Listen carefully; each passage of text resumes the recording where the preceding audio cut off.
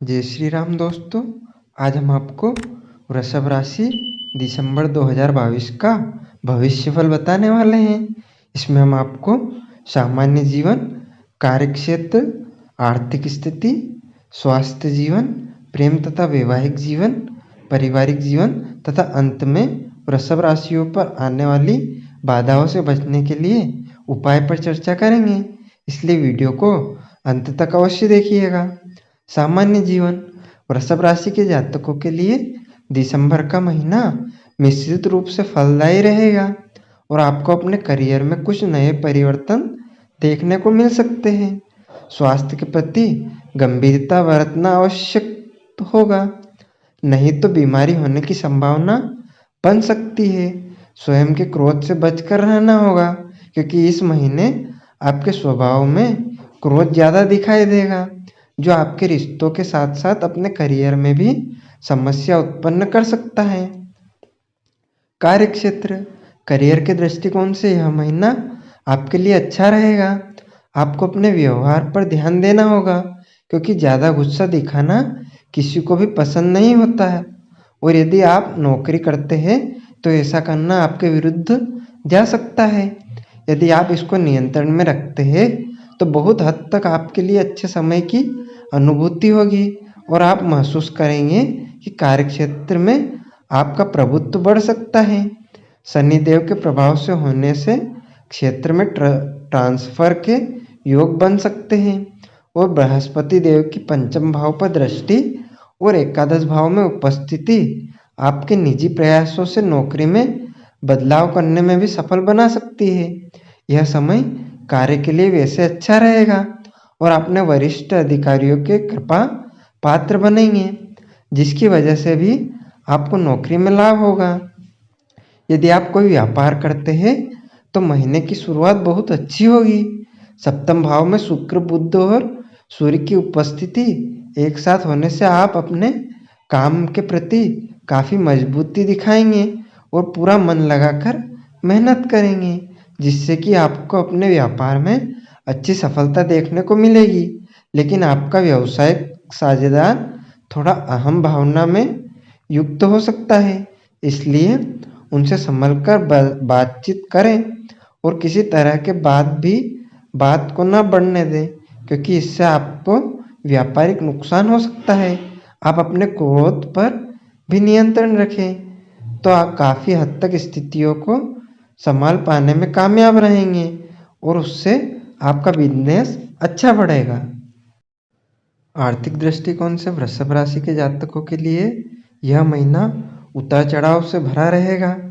कुंडली के 12वें भाव में राहु महाराज पहले से ही विराजमान हैं, जो बेवजह के खर्चों में बढ़ोतरी करेंगे और आपके खर्चे ज़्यादा हो जाएंगे। शुक्र और बुध के अष्टम भाव में चले जाने से खर्चों में अचानक से तेजी आएगी और महीने के उत्तरार्ध में अष्टम भाव में चले जाएंगे। यह सभी ग्रह स्थितियाँ आर्थिक समस्या की ओर इशारा करती है। अचानक से आपको आर्थिक चुनौतियों का सामना करना पड़ सकता है, इसलिए आपके धन का निवेश सोच समझकर करें। बढ़िया तो यही होगा कि इस महीने कोई बड़ा निवेश करने से बचें, क्योंकि उसके डूब जाने की संभावना अधिक रहेगी। यदि आप संभल कर चलेंगे तो काफ़ी हद तक नुकसान से बच सकते हैं। बृहस्पति महाराज के एकादश भाव में होने से और उन पर शनिदेव की दृष्टि होने के कारण कुछ हद तक नियमित आमदनी प्राप्त हो सकती है, जो आर्थिक स्थिति को बनाए रखने की कोशिश करेगी। लेकिन पूर्ण प्रयास आपको ही करने होंगे और खर्चों पर ध्यान देना होगा, तभी आप अपनी आर्थिक स्थिति को संभाल पाएंगे। स्वास्थ्य जीवन, स्वास्थ्य के मोर्चे पर यह महीना ज़्यादा अच्छा नहीं कहा जा सकता। छठे भाव में केतु महाराज और सातवें भाव में बुध, शुक्र और सूर्य की युति होने के कारण तथा द्वादश भाव में राहु के स्थित होने के कारण स्वास्थ्य समस्याएं आपको घेर कर रख सकती है। इसके बाद आप 3 तारीख को बुध और 5 तारीख को शुक्र के अष्टम भाव में स्थान में प्रवेश कर जाएंगे, तो आप और परेशान कर सकते हैं। महीने के उत्तरार्ध में 16 दिसंबर को सूर्य के अष्टम भाव में प्रवेश कर जाने से स्वास्थ्य समस्याओं में बढ़ोतरी होती हुई दिखाई दे सकती है। इसलिए आपको अपना पूरा ध्यान रखना होगा और स्वास्थ्य से बचना होगा।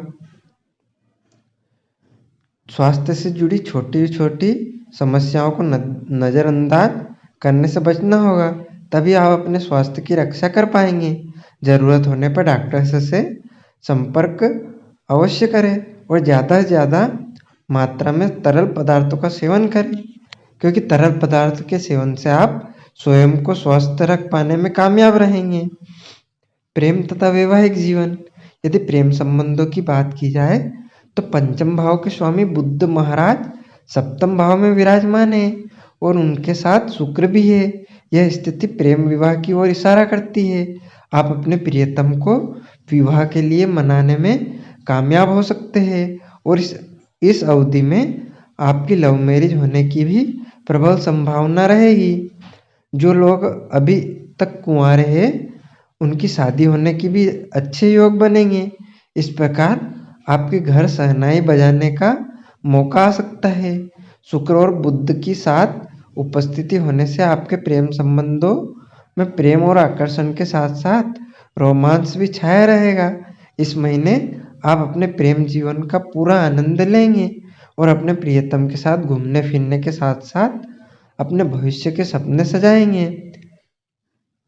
महीने के उत्तरार्ध में सूर्य और बुध शुक्र तीनों के अष्टम भाव में जाने से किसी को प्यार करते हैं और उनसे मिलते जुलते हैं तो आपकी बात लोगों के सामने प्रकट हो सकती है और जब आपको परेशानी का सामना करना पड़ सकता है।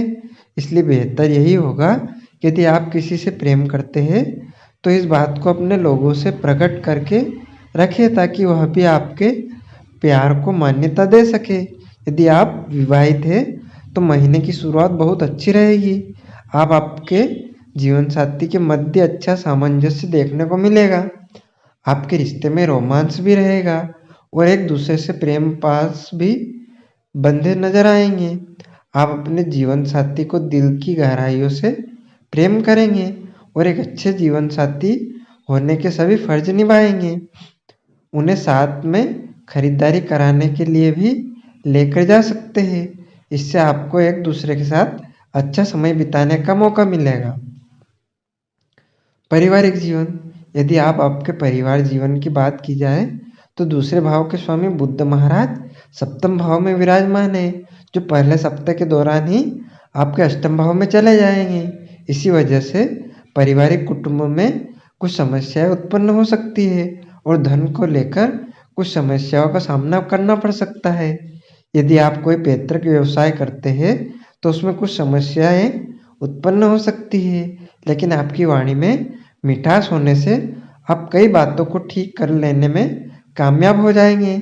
चतुर्थ भाव के स्वामी भी कुंडली के सप्तम भाव में विराजमान है, जिसकी वजह से पारिवारिक संबंधों में प्रेम भाव रहेगा और एक दूसरे के प्रति अच्छा सामंजस्य देखने को मिलेगा। इसकी बदौलत परिवार का माहौल भी सकारात्मक रहेगा। लेकिन 16 दिसंबर को सूर्य के अष्टम भाव में चले जाने से पारिवारिक समस्याओं में बढ़ोतरी हो सकती है और परिवार के किसी बुजुर्ग सदस्य की सेहत बिगड़ सकती है। विशेष रूप से आपके माता पिता के स्वास्थ्य समस्याओं का सामना करना पड़ सकता है, इसलिए उनकी सेहत का पूरा ध्यान रखें।